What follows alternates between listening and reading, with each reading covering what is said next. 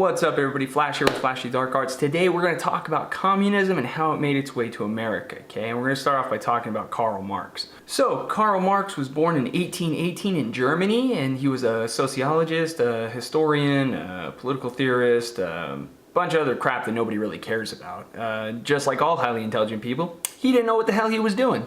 Karl Marx believed that capitalism was slave labor.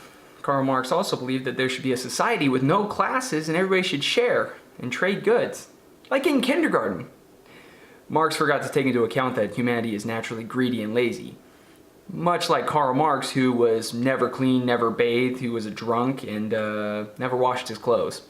He and Friedrich Engels did a cute little book report for the Communist League and wrote the Communist Manifesto in 1847.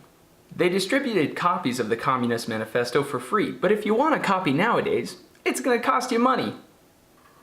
Hypocrites? Karl Marx, like all great intellectuals of the time, called for a violent, forcible overthrow of all existing social conditions because the precursor to communism, socialism, wasn't working. Spoiler alert, none of them work. Marx and Engels, being the crazy a-holes that they were, decided to go and join the German Social Democratic Party. Why does that sound familiar? Senator Sanders, can you make a simple, persuasive case as to why socialism is preferable to capitalism?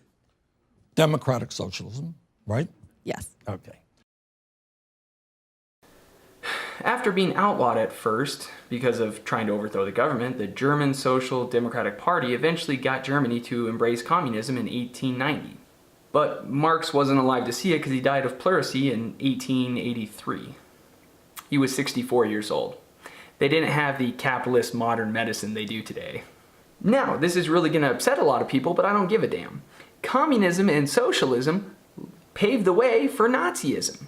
That's right, the National Socialist German Worker Party. Democratic socialism, right? Yes. Okay. Now, before little Antifa crybabies start assaulting people, think about it.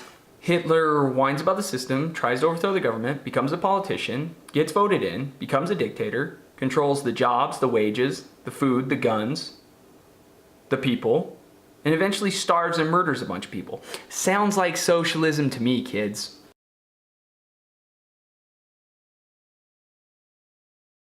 Can you tell me which one is the mass grave of people who didn't like socialism and people who didn't like Nazism?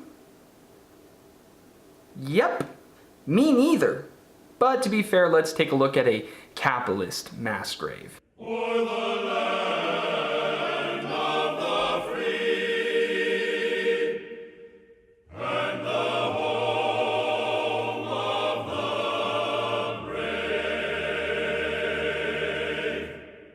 Makes you proud to be an American, doesn't it?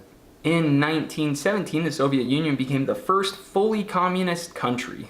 And just like all communist socialist countries, they elected a dictator. He controlled the guns, he controlled the food, starved and murdered a bunch of people, and everybody was miserable. Oh, happy times! Now the Soviet Union, in all of its splendid glory, decided to, after exploiting its own people, take over other countries and take their resources and control them. The reason for this is all socialist communist countries are not sustainable. So they have to go and steal other people's crap. So the Soviet Union took over Albania, Bulgaria, Czechoslovakia, Hungary, East Germany, Poland, Romania, Yugoslavia, and they wanted a lot more. Once the country was taken over, it would share resources with the Soviet Union. Here's the crazy part. Some of these countries were forcibly taken over by the Soviet Union, but some of them were intentionally demoralized to accept communism. Part 2 is going to be about how they did it. Part 3 is going to be about communism in America and why the hell anybody would want that. I'll see you next week.